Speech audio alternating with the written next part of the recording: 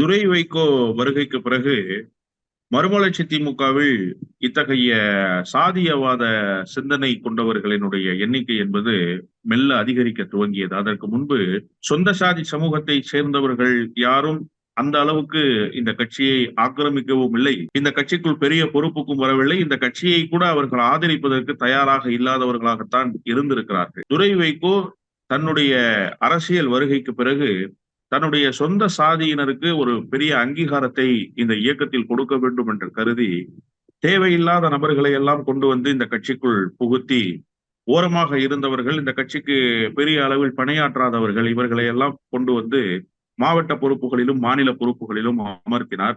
அது மட்டுமல்லாமல் ஒடுக்கப்பட்ட மக்களை நசுக்குகிற ஒரு பிரதான மனோபாவம் கொண்டவராக அவர் எப்போதுமே இருந்திருக்கிறார் என்பதுதான் அவருடைய இந்த கடந்த கால செயல்பாடுகளில் இருந்து புரிந்து கொள்ள முடிந்த ஒரு செய்தி.